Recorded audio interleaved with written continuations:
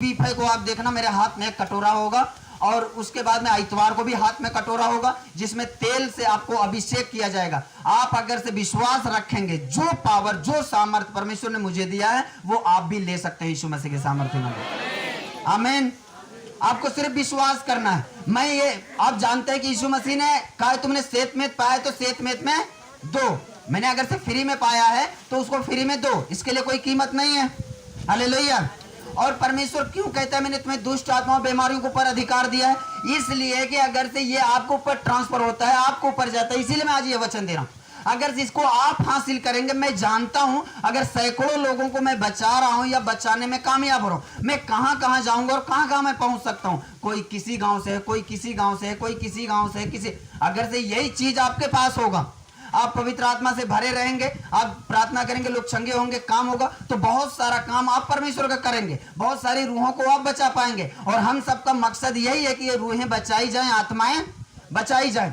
मैं अभी बीच में आपको बताऊंगा कि आने वाले इसी साल में एक ऐसी समस्याएं आएंगी कि आपको मैं क्यों पवित्र आत्मा और आग का बपतिस्मा आप ले, मैं क्यों जोर दे रहा हूं और क्यों आपको भरा जा रहा है, इससे क्यों आपको तैयार किया जा रहा है। इसके लिए भी मैं बताऊंगा कि आने वाले समय में जब परमेश्वर की तलवार, ये प्रकाशित वाक्य में लिखा हुआ, पैसे के ऊपर चलेगा। ये 2022 में आप देखेंगे जब पैसे के ऊपर परमेश्वर की तलवार चलेगा। और इसमें कारण है क्योंकि आज लोगों का जो घमंड है, आज लोगों का जो अहंकार है, ये ज्यादातर आज पैसों पे है। एक व्यक्ति सोचता है मेरे पास पैसे है तो मैं कुछ भी कर सकता हूं, मेरे पास पैसे है तो मैं कुछ भी खरीद सकता हूं, किसी को भी मार सकता हूं, किसी को भी कुछ कर सकता हूं। पैसे, जिसके वजह से वो परमेश्वर की तरफ नहीं जाते। उनके पास पैसे, वो 50 लाख रुपया हॉस्पिटल में देने के लिए तैयार हैं, लेकिन यीशु मसीह को सुनने के लिए तैयार नहीं है। जब ये हमला परमेश्वर का होगा, जब ये तलवार पैसों पे चलेगी, जब इनका पैसा इनको नहीं बचा पाएगा, ध्यान से सुनना, जब इनका पैसा इनको नहीं बचा पाएगा, उस समय जब ये पूरे भय में होंगे, डर में होंगे, ऐसे हालात और स्थिति को परमेश्वर पैदा कर देगा आने वाले समय में कि लोगों के पास कोई रास्ता नहीं होगा। आप जिसको भी सुसमाचार देंगे वो विश्वास करेगा और तुरंत करेगा यीशु मसीह के सामर्थ्य नाम में। आमीन। ये होगा, ये आपकी आंखों के सामने होगा। मैं 10 साल की बात नहीं कर रहा हूं, 20 साल की बात नहीं कर रहा हूं, मैं समझ रहे हैं ना। उनके पास कोई रास्ता ही नहीं होगा और एक ही रास्ता होगा, यीशु मसीह, दूसरा कोई रास्ता नहीं। क्योंकि बाइबल में लिखा मार्ग, सत्य और जीवन मैं ही हूं, दूसरा कोई रास्ता नहीं होगा। उनके पैसे उनको नहीं बचा पाएगा, उनके डॉक्टर उनको नहीं बचा पाएंगे, वो बेबस होंगे। जैसे ना एक व्यक्ति को चारों तरफ से सब ने छोड़ दिया हो, कैसे 38 वर्ष का रोगी एकदम पूरी रीति से बेबस था, कोई नहीं था उसके पास, कोई नहीं था ना।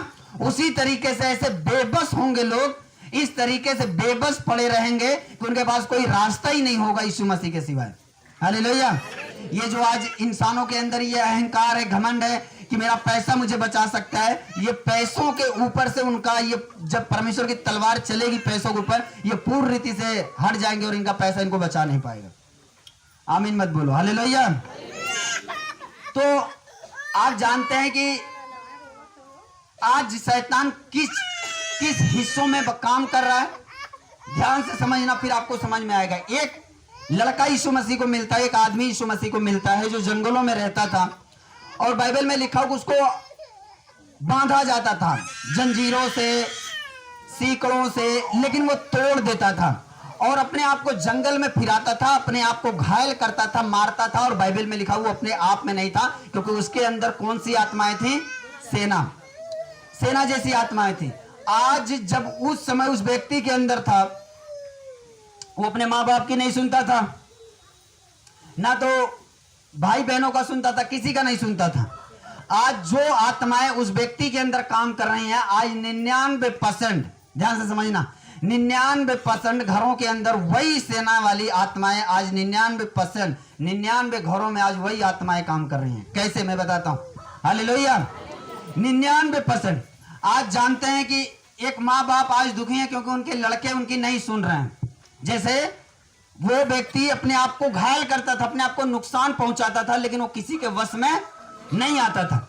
आज माँ बाप बेबस पड़े हुए हैं क्योंकि उनकी औलाद उनकी नहीं सुन रहे हैं। वो चाहे नशे में हो, चाहे वो पाप में हो, चाहे वो व्यभिचार में हो, चाहे वो लड़कियों के पीछे हो, गंदी फिल्म, गंदे गाने, गलत संगति, या गलत नशे में, आज माँ बाप पूरी रीति से बेबस पड़े हुए हैं, क्योंकि उनके बच्चे उनके हाथ में नहीं है और उनके वश में नहीं है।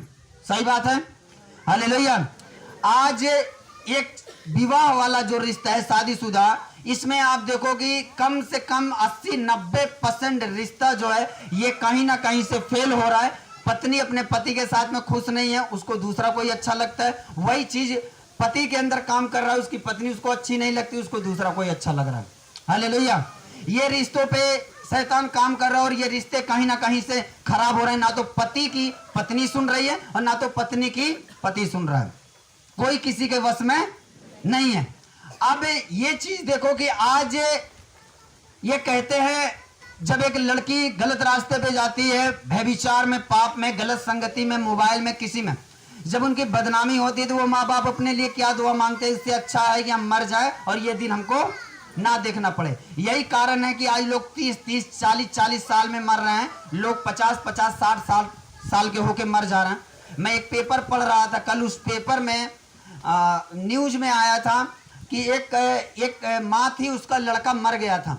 जब वो मर गया था तो वो अपने बच्चे को, मरा हुआ था लड़का, अविश्वासी की मैं बात कर रहा हूँ, विश्वासी की बात नहीं कर रहा हूँ, अविश्वासी। जब वो मर गया था तो वो माँ उसको कहती है कि बेटा उठ जा, उठ जा, उठ जा, मैं तुझे खाना खिलाऊंगी, जल्दी उठ जा मेरे लाल, तू उठ जा। इस तरीके से वो कह कह के रो रही थी और बच्चा जिंदा हो गया। अभी आप सुनो पहले, एक अविश्वासी की मैं बात कर रहा हूँ, एक अविश्वासी की मैं बात कर रहा हूँ। आपको ये मालूम नहीं है, परमेश्वर ने ये आपको पहले ही बोल दिया, आपके मुंह में जिंदगी, आपके मुंह में मौत है। और मैं हैरान नहीं हुआ, हैरान तो वो मीडिया वाले, पेपर वाले, वो लोग होंगे जो वचन को जानते, वो हैरान नहीं होंगे, क्योंकि हमारा परमेश्वर ने हमें पहले बता दिया, तेरे मुंह में जिंदगी, तेरे मुंह में मौत है। आज वो बोले ही जा रहे हैं कि ये कभी नहीं सुधरेगा, ये कभी नहीं सुधरेगा, वो कभी नहीं सुधरेगा, ये लिख के रखो। हालेलुया। आज वही माँ बाप वो बोले जा रहे हैं कि ये कभी नहीं सुधरेगा, ये कभी नहीं सुधरेगा, और वो 100% कभी नहीं सुधरेगा। वो असर, वो जो तलवार से भी तेज है, वो काटेगा ही काटेगा। आप गलती से जो है कि तलवार चला दो, नहीं मेरे दिल में आया खेलने के लिए, खड़े हो जाओ, थोड़ा सा मैं खेलता हूं, खेलने में नहीं लगेगा आपको, लगेगा ना? और जिसका गर्दन पड़ेगा तो उड़ जाएगा, तो खेलने कूदने में नहीं लगता है घाव, लगता है ना? ऐसे आज हम मसीही लोग, जब बच्चे गलत रास्ते पे जा रहे हैं, कुछ भी अगर से आप घुटने पे आ जाए ना, तो वो भी एक दिन घुटने पे आ जाएंगे यीशु मसीह के सामर्थ्य नाम। आपको मालूम नहीं है आप क्या नहीं कर सकते हो। मैं आपको इन्हीं मीटिंगों में आपको दिखाऊंगा कि आपने वो चीजें ना तो इंटरनेट में ना मोबाइल में आपने कहीं नहीं देखा होगा, जो आप इन 3 मीटिंगों में आप देखेंगे यीशु मसीह के सामर्थ्य नाम। आप सोचोगे ऐसा क्या होने वाला है, कुछ तो होने वाला है। आमीन, हालेलुया। और मैंने यही चीज बोला, भी कल से तो प्रार्थना चालू है ना, 12 से 24 घंटे चर्च में, और मैंने ये चीज बोला है जो जिसको भी परमेश्वर दिल में डाले, आप रहो, खाना पीना सोना सब कुछ फ्री है। हालेलुया। 1 महीने प्रार्थना, अभी जितने लोग आ गए हैं, अभी ये 1 महीना कल से प्रार्थना करेंगे, और उसके बाद में जो भी प्रचार पे भेजना, सारा कुछ, ये सिर्फ सेवा करेंगे 1 महीने के लिए। जो अपना जीवन समर्पण कर रहे हैं, ये सिर्फ सेवा में रहेंगे। परमेश्वर का दास उनको जहां भी भेजेगा उनको जाना पड़ेगा, बात खत्म। या प्रार्थना या प्रचार, तो ये सिर्फ प्रार्थना करेंगे। अब ये तैयार भी होंगे, इनको मौका भी मिलेगा मेरे साथ में प्रार्थना करने का। जब तक आप अपने अगुए के चरित्र और कैरेक्टर को नहीं समझेंगे, नहीं जानेंगे, नहीं फॉलो करेंगे, आप कैसे उसके जैसा बन सकते हैं? सोचो आप। अभिषेक हमें ये वाला चाहिए, मसाई यही वाला चाहिए, लेकिन हमें मतलब डॉक्टर वही बनना है, वकील वही बनना है, लेकिन पढ़ाई करना है 3री तक, मेरी तरह। हालेलुया। जैसे मैं 3 तक पढ़ा हूं, बनना है वकील, बनना है पुलिस, बनना है इंजीनियर, डॉक्टर, ये बनना है, लेकिन पढ़ना 3 ही तक है। कैसे होगा आप बताओ? हालेलुया। तो जो आपको बनना है वो पढ़ाई तो करना पड़ेगा ना। हालेलुया।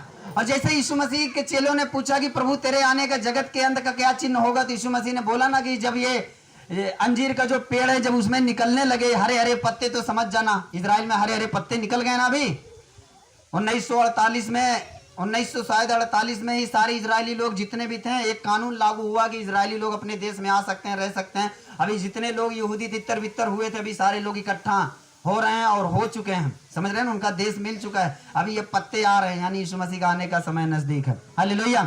पत्ते मतलब ये यीशु मसीह ने पेड़ को नहीं बोला था, तो पेड़ तो हमेशा हरा भरा हर साल में होता रहता है। ये कहीं ना कहीं यीशु मसीह ने बोला था अंत के दिनों में ऐसा हो जाएगा। हालेलुया। तो जब ये प्रार्थनाएं, मैंने भी यही चीज बोला, जब ये प्रार्थनाएं चालू हो जाए 12 से 24 घंटा, तो आप समझ जाना कि लंगड़े चलेंगे, अंधे देखेंगे, बहरे सुनेंगे, कोढ़ी शुद्ध होंगे। आमीन, हालेलुया। हर चीज के लिए कीमत है, हर चीज के लिए मूल्य है, हर चीज के लिए कीमत चुकाना पड़ता है, ऐसे नहीं हो जाता। अब इसमें जो लोग अपना नाम डलवाएंगे, हाँ हम प्रार्थना में रहना चाहते हैं, वो पूरा फरवरी भर रहेंगे, ना तो आपको कहीं फोन से बात करने दिया जाएगा, ना तो आप जा सकते हैं आपके घर में, चाहे एक्सीडेंट हो, कुछ भी हो। हालेलुया। समर्पण का मतलब समर्पण पूरी रीति से। जो हल पे हाथ रख के पीछे देखेगा वो मेरे योग्य नहीं है। लूत की पत्नी को यीशु मसीह ने कहा याद रखना, लूत की पत्नी को यीशु मसीह ने कहा याद रखना। क्यों याद रखना? उसके अंदर क्या आदत थी? पीछे मुड़ के देखने की। हालेलुया। पीछे मुड़ के देखी, नमक का खंबा बन गई। हालेलुया। तो अब ये प्रार्थनाएं चालू हो रहा है, अगर से जिसके भी दिल में परमेश्वर डालेगा, ये फरवरी भर अपना करेंगे, फरवरी में चले जाएंगे। जिनको मार्च में करना होगा वो मार्च में फिर अलाउंस होगा, आप फिर मार्च वाला 1 महीने के लिए जीवन दे सकते हैं और प्रार्थना कर सकते हैं। फिर मार्च वाले करके चले जाएंगे, फिर अप्रैल में अलाउंस होगा, जिनको आना होगा। लोग आते और जाते और तैयार होते रहेंगे, समझ रहे हैं ना? ये टारगेट है। अब 4 लोगों को तैयार, मान लीजिए अगर 10 लोग आज आ रहे हैं, अभी तो 7 लोग 8 लोग हुए हैं, 8 लोग हुए हैं अभी। अगर से मान लीजिए 10 12 लोग 15 लोग आज आ रहे हैं, तो फिर अगले महीने में भी चांस मिलेगा 10 15 लोगों को, क्योंकि ये मजबूत हो चुके होंगे। अगर से इनके दिल में आ गए 4 6 महीने बाद फिर से ये प्रार्थना में आ सकते हैं। हालेलुया। तो ये सारा कुछ एक आत्मिक, जैसे हम लोग खाना शारीरिक होता है, अच्छा ठीक है, नमक भी डाल दो, हल्दी भी डाल दो, प्याज भी डाल दो, तो थोड़ा तड़का अच्छा मारो ताकि सब्जी अच्छी हो। कितने लोगों के मुंह में पानी आया? हालेलुया। तो आप समझो, ये सारी चीजें हम लोग अलग अलग चीज डालते हैं ताकि उसमें टेस्ट हो। पानी डाल के क्यों नहीं बना लेते हैं? टेस्ट नहीं होगा ना। वैसे आत्मिक चीज है, आत्मिक चीज के लिए क्या टेस्ट देते हैं? वही मतलब जो है कि थका मांदा एकदम पूरी रात को बाइबल पढ़ना, और वही एकदम पूरा थका होका एकदम झूल झूल के गिरना और प्रार्थना करना, और उसके बाद 1 घंटा, हमें 1 घंटा प्रार्थना में 20 बार घड़ी देख के प्रभु आमीन बस हो गया। ऐसा लगता है पूरी दुनिया को जीत लिए हैं। हालेलुया।